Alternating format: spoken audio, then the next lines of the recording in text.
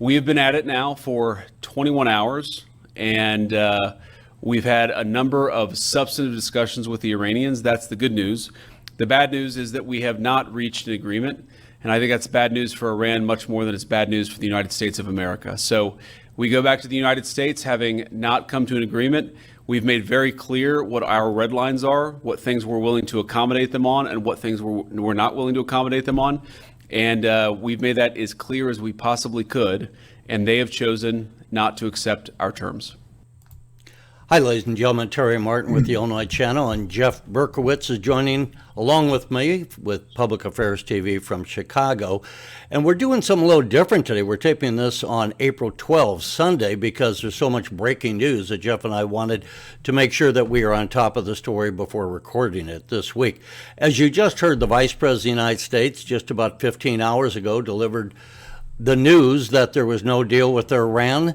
And now this morning, the president has said, well, instead of opening the Strait of Hormuz, he is going to use the U.S. Navy to seal it, which will, Jeff, effectively bankrupt the Iranian government.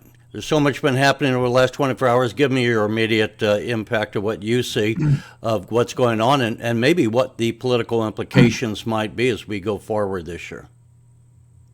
Well, smart move. I'm surprised they waited 21 hours. They probably could have done that meeting in 2 hours. You know, America outlined what we wanted. He said red lines, read what was a no-go, what was a go. I don't know what was a go, but anyway. And they said, the hell with it, okay? We made them an offer and they refused. It's done. Luckily, we didn't spend 2 weeks screwing around. I don't know what we're going to do now for the next 2 weeks. I guess implement the blockade. But look, we have, as Trump said, all the cards. And Iran was used to a country or countries that would pussyfoot around with them. And I think the U.S. said, hey, they don't have any military. They're gone. What are they going to do?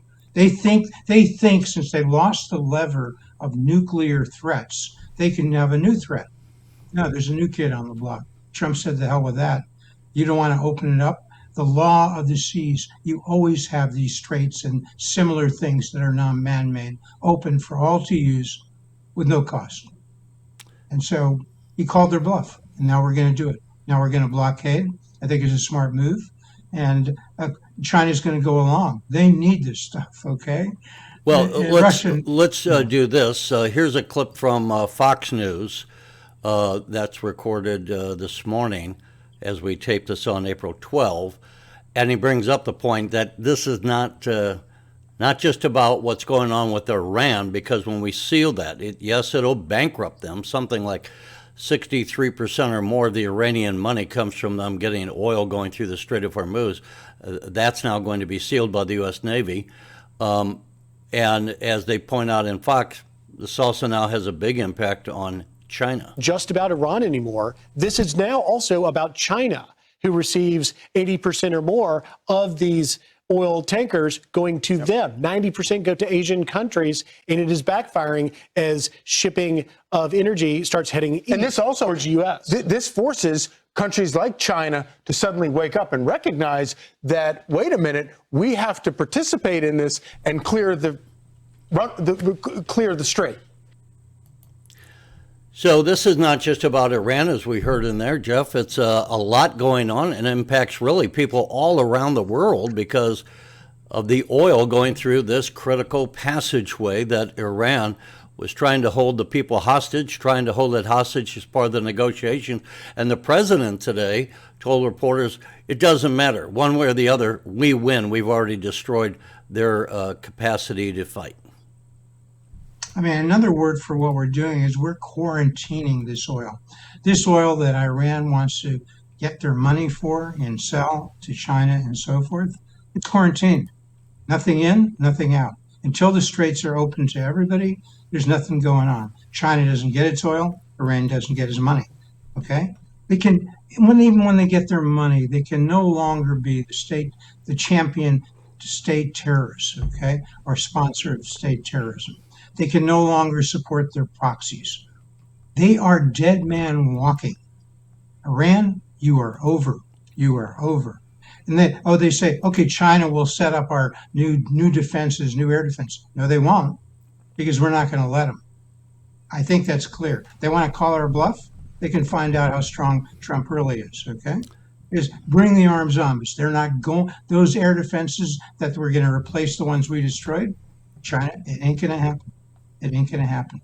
You know, I don't know what So this people is gonna listen fail. to as far as news sources, because I had someone online I was having a conversation with, and this person said, well, what Trump is doing is not going to help the U.S. It's clearly going to help the U.S. Iran has been an enemy of the United States for the last 47 years. It's been an enemy to its own people. It's just in recent weeks been shooting missiles into the UAE, Saudi Arabia, Israel, and other countries. So they are a rogue state, and they will do anything to stay in power. As you just mentioned, they were behind Hamas, Hezbollah, the Houthis. They were, the Iranians, responsible for Hamas going into Israel on October 7 of 2023 and slaughtering 1,200 people and taking others hostages that President Trump just has gotten back during his first year in office. It will be good for the entire world, I would argue, if we can depose the Iranian government. And I think this sealing off of oil sales going through the Strait of Hormuz will undoubtedly have a negative impact on the global economy in the short run. But if it leads to the bankruptcy and regime change in Iran, I think that's a good long-term outcome for political stability for the entire region in the Middle East. Pax Americana is back. The America that you and I once knew has returned. The America of post-World War II, where number one, America won World War II, number one, and number two, they won the post-war efforts to help our enemies, former enemies, rebuild and recover. And then we receded, and then we were like nothing, okay? And we had to remind people there is something called American exceptionalism, and they're seeing it now. As you said, Terry, this is a benefit worldwide. And the Democratic Party is on their heels. They don't know what to do. They've been anti-Trump. And look, there are a lot of things to be critical of Trump. I made criticism before. But when he's right, he's right. When his policies are good, they're good. And the Democratic Party is now discovering they don't have policies. Their only policy has been Trump bad. Now America can expect America, if the Democratic Party is to exist, they need to come up with policies. Sometimes they'll support the Republican Party and Trump. Sometimes they won't. Yeah, that's But to be that's completely absolutely negative, right. You that's took the wrong. words out of my mouth. Where are the Democrats? Where are the Democrat policies? The only one that's speaking common sense on the Democratic side of the aisle in the Senate is John Fetterman of Pennsylvania, who's come out and saying, of course this is good. Of course they were the ones that attacked and slaughtered people in Israel. I mean, I don't get why so many members of the Democratic Party in the United States House and Senate are not coming out for obviously supporting the freedom of the Iranian people, the freedom of the seas, the ability to say we are defending our allies in the Middle East. And let's remind people where we started with this. This is what President Trump said about almost a week ago now, when he talked in the White House press room and said, this is what we have to get, we the United States, if we're going to have peace. He would have had a nuclear weapon. Then he would have had another nuclear weapon had those beautiful B-2 bombers not gone in 8 months ago and obliterated that site. And by the way, the word is obliteration. So, nuclear weapons, and as the president just pointed out, if it wasn't for the military actions he took last June and more recently, they would have been very close to having nuclear weapons. And you can just imagine the horror that would be if they can be sending these missiles. And we learned over the last weeks that their missiles went much further, some 2,500 miles, further than we ever knew that they had the capacity to send them. So if they had put nuclear weapons on those missiles, they could have been hitting the capitals in Europe as well as places in the Middle East. I just don't get, again, why when we talk about the political impact, and when we look forward to the November elections coming up, I don't get why members of the Democratic Party don't come out and say this is a good thing because we don't want a nuclear-armed Iran with long-range missiles to be active in the world. We are going to eliminate that threat. The president has already, with his military action, done that. Well, Terry, we have to remember in politics, issues matter. Having positions that are thoughtful matters, and this is Trump is becoming in his second term much more thoughtful, much more strategic. He understands the government. He didn't understand the first time around. He learned that. It was good that he had some time off to reflect. He came in, he had ideas strategically where he wanted to go. Really, it was 6 months after he became the second term president that he was obliterating the nuclear capability of Iran. And they were just shocked. Who would do that? Why would they do that? Okay? And this was a part of a plan. The first thing you do is remove that nuclear capability. Okay? And then if they want to continue to do their state terrorism, if they want to continue to have their proxies, you remove their conventional military capability with Israel, our ally. You see, the Democratic Party threw Israel under the bus a long time ago. The Jewish people, Trump says this, have to awaken. Yes, there was a time when the Democratic Party was the friend of the Jewish people and the friend of Israel. That's long ago. I don't know who they're the friend of, but not Israel anymore. I find it shocking And that the Jewish vote, so many Jewish voters seem to still identify with the Democratic Party. And it's like, how in the wake of everything that's going on can you do that? There is increasingly the Jewish vote is going Republican, but it's still the vast majority is voting Democrat. As I said before, John Fetterman is kind of saying the same thing. How can you guys be doing this? Why aren't you supporting the president? What is obviously good for Israel as well as others? Right. We traded Rand Paul for John Fetterman. Rand Paul wants to be a strict libertarian, build defense. That's his national defense. Okay, he can vote against this. He can invoke the War Powers Resolution. The Dems won over Rand Paul, at least on that vote. We won. I shouldn't say we won. The Republican Party won John Fetterman. It's a good trade. It's a good trade. And maybe more Democrats will look at this and say, I guess Israel is a major ally of America. Look what Israel did for the United States. They went in and took out the leadership. We had cleared the way, and they took out the leadership. They took out, we with the United States and Israel both took out the air defenses that allowed them to just knock out the leadership. We could go where we wanted in Iran.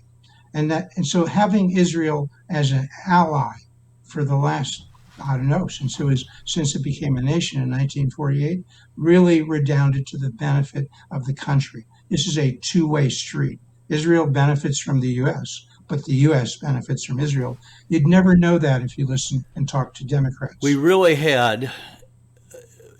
I'm going to interrupt myself, because, Jeff, I just say I love history. I think you love history.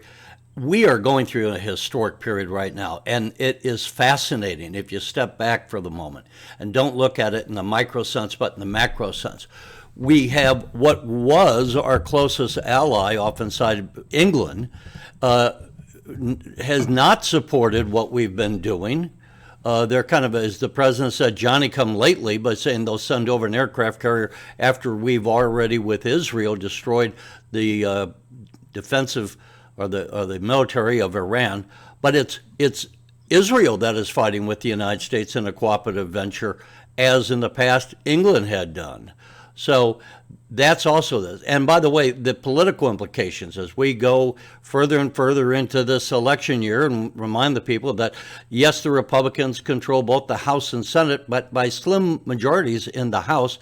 Here in the Senate, they have a little bit more wiggle room, but it is still, kind of a close thing. And I think one is going to have to wonder, where are we going to be as we go further with the implications of what is happening now, what has already happened with Venezuela, what is now happening with Iran.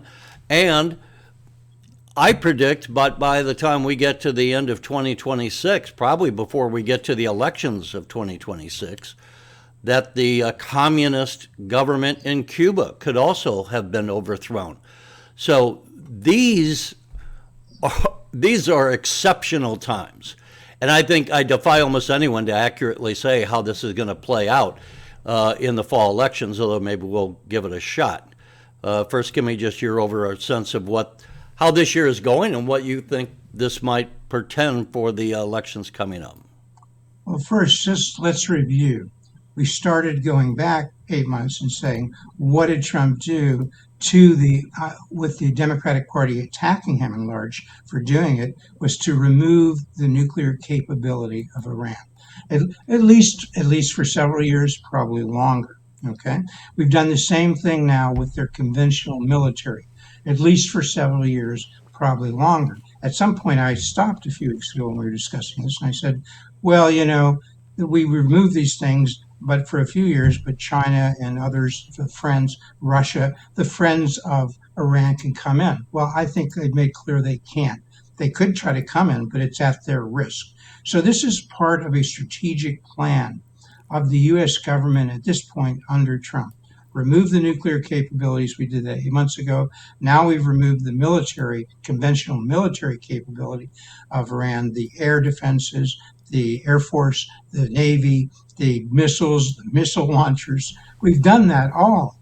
And the Democratic Party still says, oh, what have we done? I've just told them what they've done. And Iran is dead man walking. If we hadn't done that, Terry, could we have announced that we were going to blockade oil from going in or going out? Okay, we have quarantined the oil. That's another way of putting it, because of the strategic plan that Trump is following, starting last June now. And now we're going to round it out, because now we're going to make sure that nuclear capability is down. If the enriched uranium is still there underground, we can remove it. It's going to be difficult, but that can happen. Iran is left with nothing. And what is left to do when the nuclear capability is removed, when the Straits of Hormuz is restored under the law of seas for the world to navigate through? What else can we do? Well, we can talk and start thinking about regime change. Not something we were going to do, but at some point, if all of the leadership that's still the dead enders are fighting, they will be removed. And at some point, if they don't get removed, they're going to die one way or the other. And we can arm the people of Iran who want to fight and take back their country. I would say that the people who support President Trump in his policies, or generally speaking, General Keane, who is a commentator on Fox News, but a former four-star retired general now, he and others are saying, speaking of regime change, that there's no point in settling for less than regime change now in Iran. That should be our policy. We shouldn't be going this far and leave the current Iranian government in power. I just noted that today we're sending another aircraft carrier over to the Persian Gulf. So that will make, I think, 3 U.S. aircraft carriers in the region. So we are certainly going to be ready for bear. I don't know what's going to happen there, but let me throw out just some of the other things and then maybe turn into some of the implications for the elections. Before you change topics, let me just say one thing, is that we forgot to mention that the U.S. is already starting cleaning up the Straits of Hormuz. I'm sorry, I can't hear you. Started what? The U.S. has already started cleaning up the Straits of Hormuz. We've sent 2 destroyers through the Straits already, and they've shown you can navigate, and that we can remove the mines that are the mines that are in there. We can clean up and make it perfectly safe. We can do this. We don't have to rely on Iran. We thought we did. Okay? As I said, they are dead man walking. America is showing the strength of their technology, their preparation. And so when we clean up those things, and you said we put in motion now the possibility for regime change. This is a long run increase in the military is- safety to the United States. As I said earlier, That's this is historic. This is like when the Berlin Wall came down. If we get rid of the Iranian government that was in power for virtually 50 years and caused all kinds of havoc, killed 241 Marines back in 1983 in October when they hit the Beirut barracks bombing, and have been behind the bombing of the USS Cole about 25 years ago. They've been cruising for a bruising, as they say, and now they're getting it. We are going to see, I think, the eradication of those people. I heard someone today, a Venezuelan, saying that, yes, people in Venezuela are ready to put up statues of President Trump. I say this because you're talking about the liberation of the Venezuelan people, the Iranian people, and possibly the Cuban people.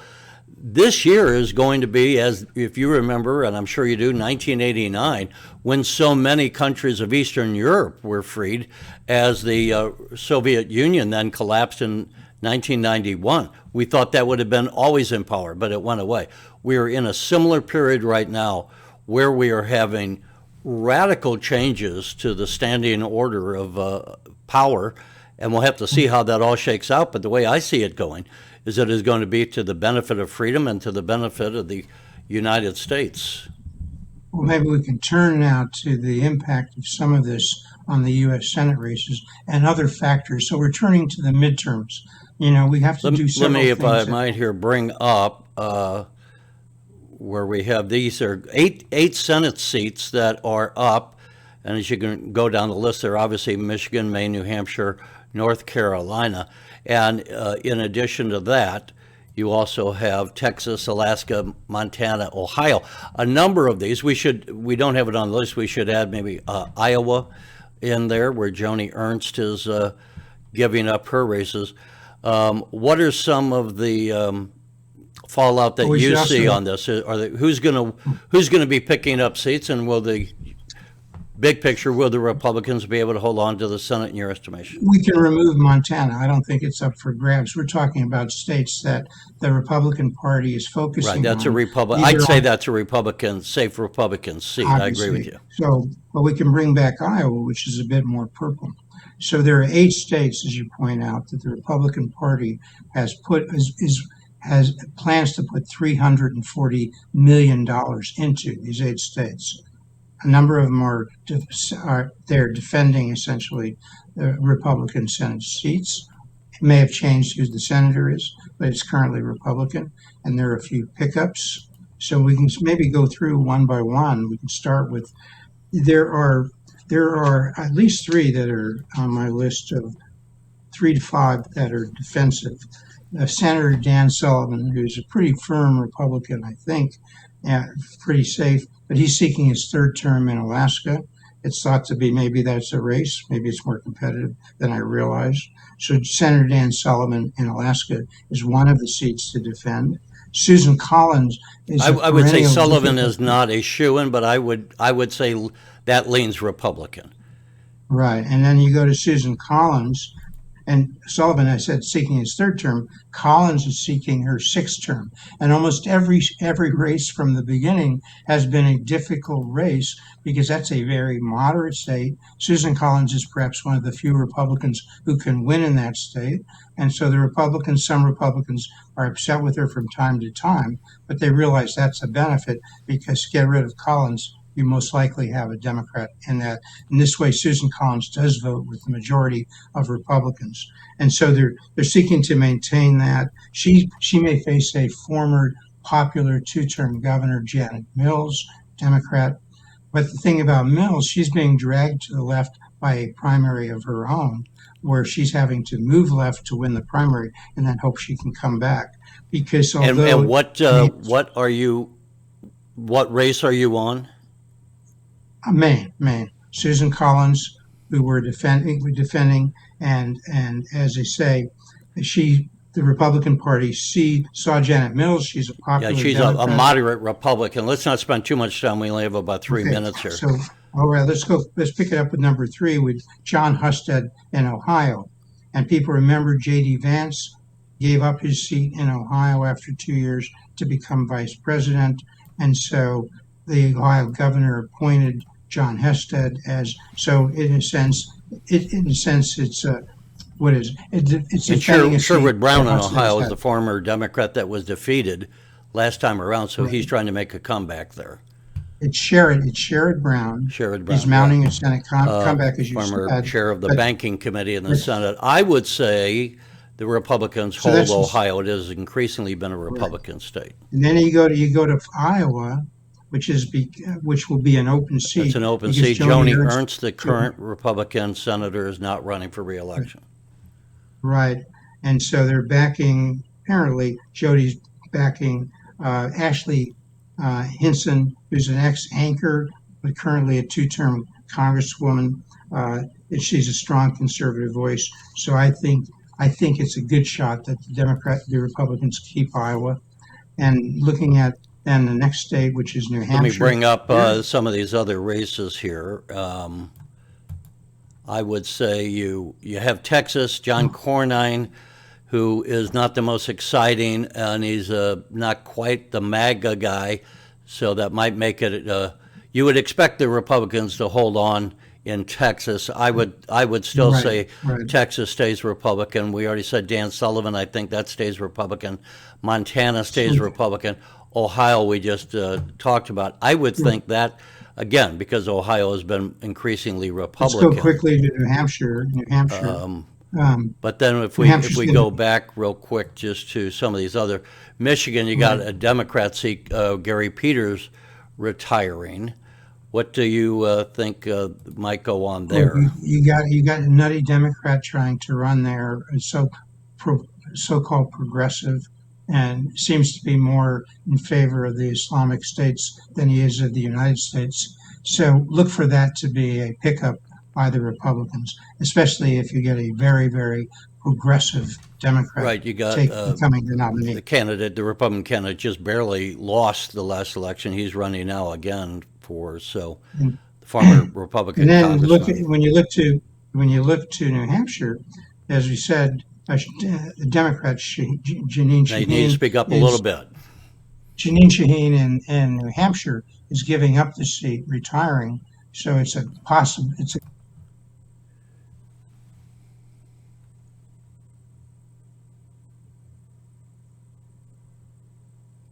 Yeah, that could be a pickup. North Carolina might be a pickup for the Democrats, but I don't think that's a shoe. And I just think that it's not a given that the Republicans would hold North Carolina. As I look around the country, Jeff, I think here's the thing, and we can wrap it up here in a bit. The thing is, as we've been saying throughout the show, what is going on globally? What is going on with the price of oil? And that's a negative for the administration and Republicans right now. But if we get this resolved, the price of oil comes down. So it's just such a dynamic year. It's just certainly not your prototypical election year. It's very hard to predict how these things are going to come out. And when you got 8 Senate seats and you have a very small sliver margin of majority by the Republicans in the House, I certainly wouldn't be able to predict how the House will come out. And I think we're not going to know until we get maybe to June, July, and see what has happened with these issues we've been talking about.